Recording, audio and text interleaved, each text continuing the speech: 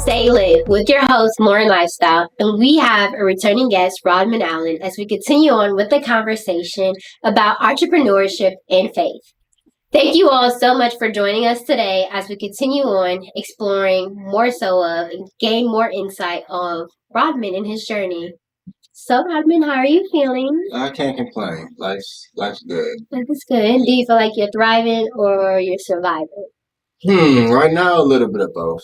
I would say thriving because I'm alive, but there's so much going on just as far as business and just this walk with God. It kind of, it's beating me up a little bit. Okay. Well, maybe we'll dig a little bit deeper into that. As you know, we're going to start again with the icebreaker. But it says, if you can make a wish come true for someone else, what would it be? If I could make a wish come true for someone else, I always get that question. I always wish that my brother gets out of prison. Whatever. Like, my birthday, I've been doing that the last 10 years. Somebody in specific though, can't really think of anybody. Just usually him though when I think about. But I want that wish to be true for. Yeah, that's beautiful. I like that. I like this card. It says, who's someone you look up to and what is it about them you admire? I don't really look up to people, to be honest. Man, that's tough. I don't know, because I feel like as a kid, you have like your go-to person. But even as a kid, I didn't really have nobody I looked up to. No role models, no TV stars. No, I mean, not like when I think of admire, I like to think of characteristics about their character. I think as a kid or even now, if I did, it was like, okay, I like that. I like where they are. So I may aspire to be where they are. But it's not like I look up to them. I don't know how to explain it. Does that make sense? Yeah. But you admire certain qualities. Yeah, I admire certain qualities about it, but it's not like them as a whole necessarily. Yeah, I feel or more so of like seeing how can I apply what they have going on to what I have going on to integrate. So yeah, that's my answer. All right, so I like having conversations with people about fear because I think sometimes we don't really think about what really scares us and where is it really driving and how does it play a role in our everyday decisions. So you are an entrepreneur and I'm sure there's a lot of fear that comes behind that. Yeah. And so what do you think has been your biggest fear starting out where you are now, and what role did that fear play in your decisions that you make? Fear is such a tricky word. I say that because fear is implying something's in front of me and I have a reason to be scared. So as far as fear goes, I really don't have a lot of fears, but I have anxiety about, just going down the wrong path. Like, what if all this doesn't work out? Why don't you see that as fear? Because it's not here. Well, why does it have to be here? So if there's a lion in here right now, you would say, I'm fearful of that lion. It's present. But if you just hear about a lion coming in, that's not fear that's taking on you. That's anxiety. Anxiety is not there yet. You know what I'm saying? It's something that's not there. But you're still fearful though. Mentally, your body is preparing for something to happen out of fear. And we worry out of fear unconsciously. Yeah, that's true. I would have to say just, what if all this fails? Like, what if I'm putting all my faith into my goals, my dreams, God, and, it all turns around and... So, the fear of the unknown. Fear of the unknown, yeah. I would say that. You're saying, like, what if? Fear of the unknown, it also seems like fear of failure. Yeah. Right? Yeah. Which I think is a natural thing that a lot of people experience is the fear of failure.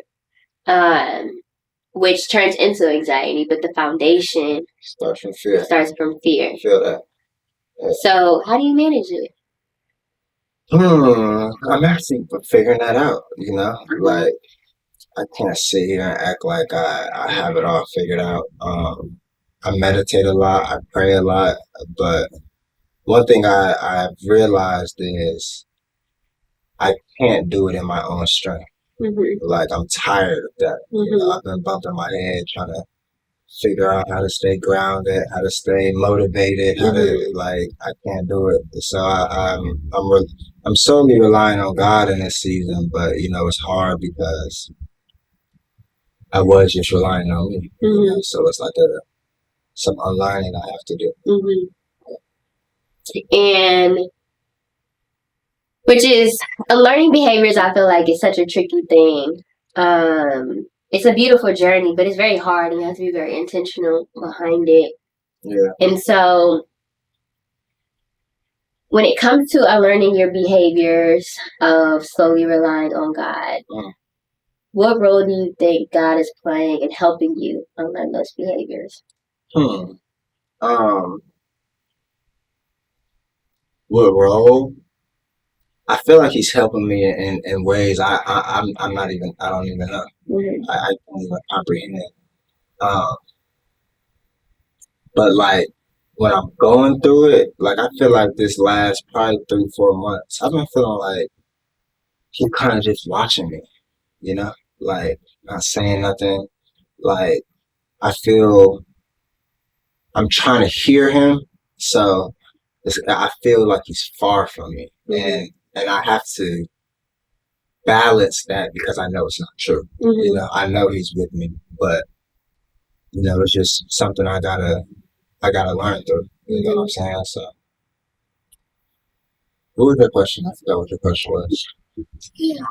What role do you think God is playing in your life in helping you unlearn the behaviors that you're trying to unlearn?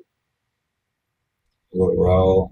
Gotta be a big role. I feel like God is intentional in putting us in spaces of discomfort because in order to, like, if I think about the development of the brain and how we learn behaviors, it's through experiences. And so in order to unlearn them, we have to go through experiences. And when we learn something, it becomes comfortable, it becomes routine, it becomes habitual.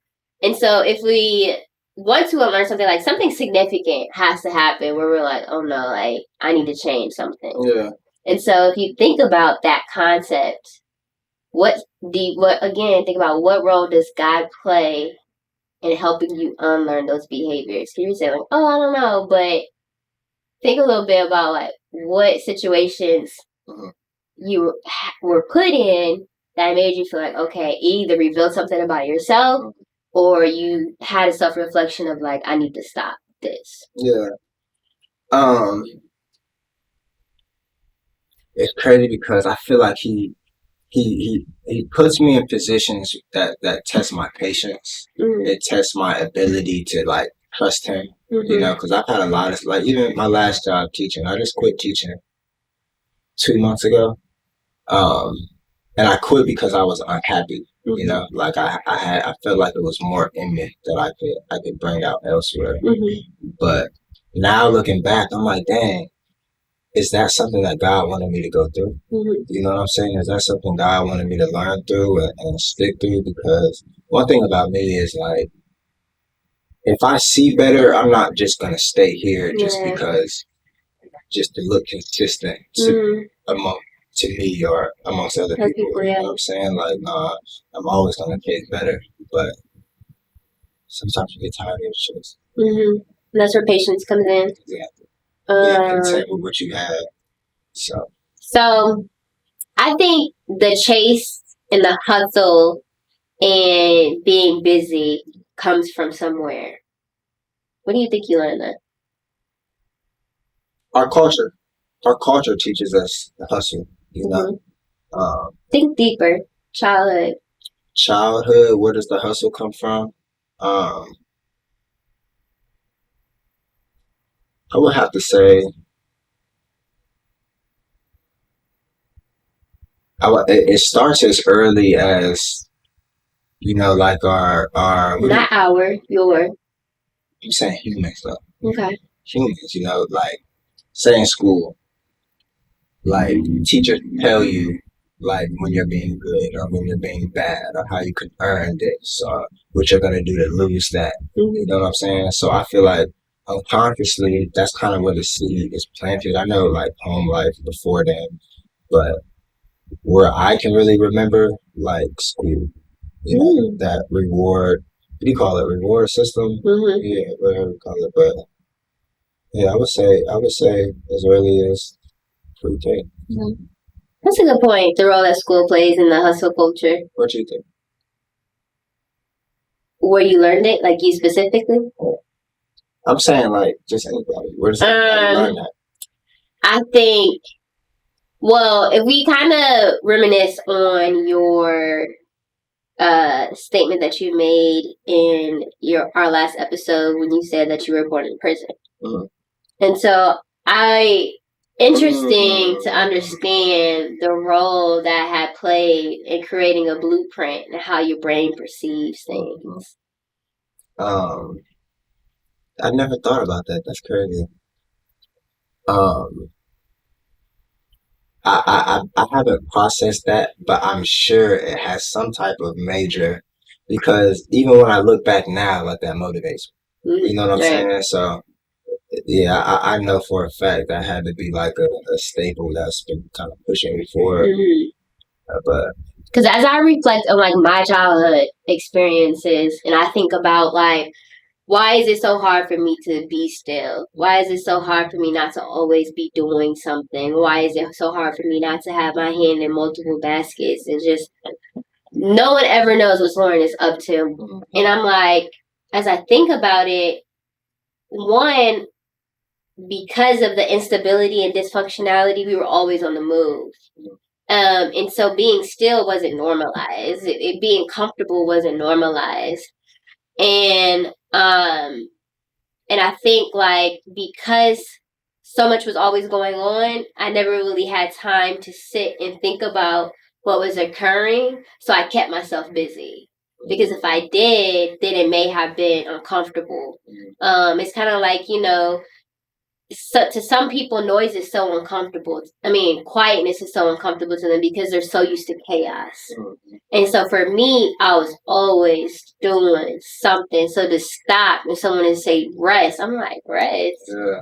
What is that? Why would I do that? Yeah. And, I'm chasing something, like there's a reason behind it, but I don't have to exist in such a hustle culture to get that done. And so I'm still, like you said, processing, like, okay, where did I learn that? And why does it still play a big role in my life? And it's really avoidance. Like, it's avoiding something. And unconsciously, it's deep down in there. But, it definitely takes some time to kind of reflect and create a timeline of events that occurred. And, you got to pay attention to how your body responds when you are doing something that you're not normally doing, because it's communicating something. Yeah, I feel that. That reminds me, I was reading the Bible in Proverbs, and Solomon, he was talking about how, like, we all, like, chase smoke. Like, we get it in our hand, we open it up, and it's gone. So we're back chasing again. And I feel like that's kind of like the pattern that we as humans sometimes find ourselves in. I've definitely found myself in, like, I have a goal, I get the goal. Now I want another goal. You know what I'm saying? So it's like, it's a constant. Yeah, I'm actually reading a book right now. It's called The Molecule of More. And it talks about how, like, the body gives off dopamine, which is a molecule that it excites us when we think about the anticipation of it. You know what I'm saying? They call it, I forget what they called it. The book is so good. I just started it, but yeah, it's definitely a lot to like learn and process. Well, stay tuned. We will get back into it as we continue this conversation.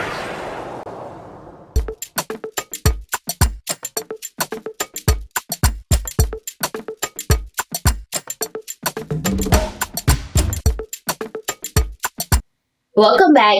As we continue on this conversation and regarding understanding the role that experiences we have in life plays, it has an impact on our everyday decisions as well as how we just perceive the world and other people. So, Rodman, we were talking about your experience being born in prison and the role that it may play in how you have that embrace that hustle culture. Mm-hmm. Do you think that sometimes, I know you said that you use it as motivation, but do you also feel like you have more to prove because of the circumstances that you come from?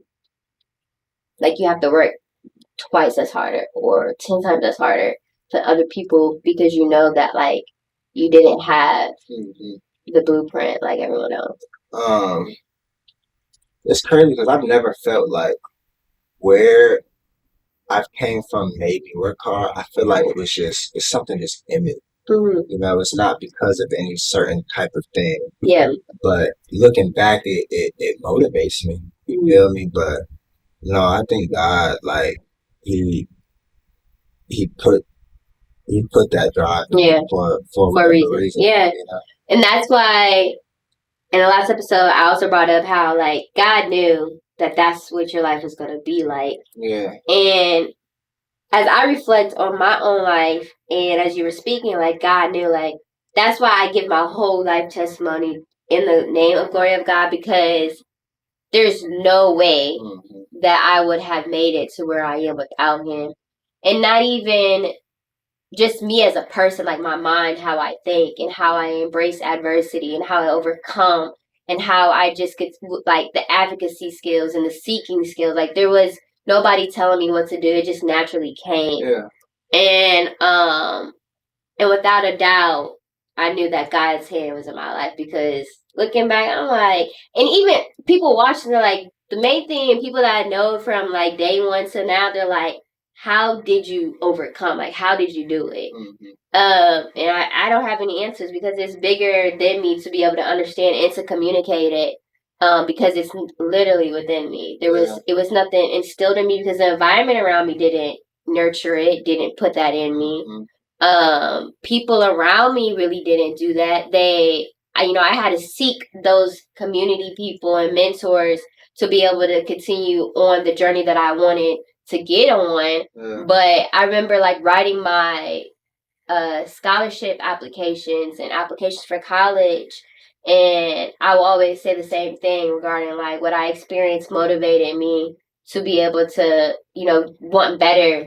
But my key character value that I always highlighted about myself was like self-determination and that self-willpower. Yeah. And I was on a board meeting. I was on a board for this organization, and that was something that they told that I had about myself, and I know what that meant. So I looked it up, and I'm like, okay. Self-determination? Yeah, like the willpower within yourself to naturally get going. Like, it doesn't, there's no other source besides within yourself. Yeah. So I don't think it's like self-determination. I think it's like it's something self. Self-realization. Not self-realization. I want to say it's something that it's a mixture between determination and willpower, but within yourself. Mm-hmm.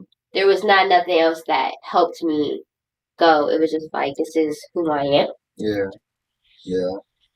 Willpower. That's interesting because, he gave us a free will to do whatever we want. Right. And it's like, dang, like, it's a blessing because I look at my life and I'm like, dang, I'm happy that the things that I've naturally gravitated towards, they didn't disqualify me from his love. You know what I'm saying? Like, I'm happy that, I feel destined to be here. Despite the good and the bad, like, I feel like, like he's up to something. Yeah. I just don't know what it is. Yeah. So I think that's beautiful to say, like, feel destined. Yeah. And it's hard, like you said, not to. You say you feel like you've never experienced something to where it disqualified you from his love. Should have. Definitely should have. Mm-hmm. But man. So what comes when we think about our strong desire for we want to live a Christian life, a strong, bold, consistent Christian life, and those downfalls and when we fall short, what motivates you, or what do you tell yourself when you do fall short to get back up? Do you ever feel hopeless? Hopeless, never. And I think because, like, he left us with so many promises. You know, like the Bible is filled with promises. So it's like, if this is true, like if the Bible is true, then I have like an unlimited amount of power and dominion. And you know what I'm saying? Like, so I believe the Bible, you know? So I just lean on his promises. You know, I know his character. I know he's never lost. Even when it looks like he was losing, he wasn't losing. So really just his promises. Nothing that I do or I can say to myself because I tried it. But when I look at his word and it'd be like all things work for the good of those that love the Lord, then I can look at that mistake and be like all things. You know, I don't give Satan that room to be like, well, you did this or you did this, because he always going to try to accuse you. Yeah, it's like God said, all things though. Yeah. All things work for the good of those. It's definitely a mindset thing to be able to navigate all those negative thoughts. It's a skill. Yes, it is definitely a skill. A skill that should be taught in schools. Definitely. At a young age. Schools, man. You know, in all aspects, schools, home life, parenting. Because it's such an important, because our mind is such a powerful place.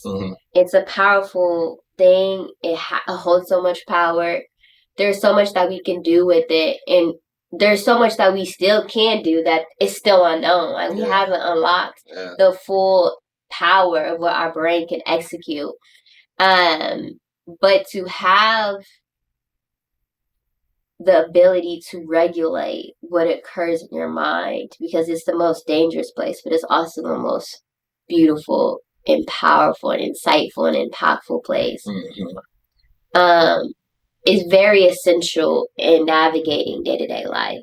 Yeah. Because one thought that you could have could consume you so much that you exist in a reality that may not be true, but it's way easier to let that thought flourish and grow and to put the willpower behind it to reframe it. The Bible says that the heart is the most deceitful thing. You know what I'm saying? And it's like, man, I've always been taught, like, follow your heart. You know what I'm saying? Or like, trust your gut. You know? So it's like, knowing that that's what the Bible says about it, it's like, man, it helps me regulate better because I'm like, wait, why am I getting this? You know, where did this thought come from? Like, but yeah, it's definitely a muscle that has to be built because, like, even like a kid, you know, they get a thought and they run with it. So they don't not process or nothing. That's because they don't have that logical reasoning developed, and I think prefrontal. Yeah, the prefrontal cortex is not developed as a child. That's why they're very impulsive. The brain develops from the bottom up, and so the prefrontal cortex is the last thing to develop. And they say that I think it's 21 is when, actually about 25 is when it fully develops. So mine just developed. It still might be developing.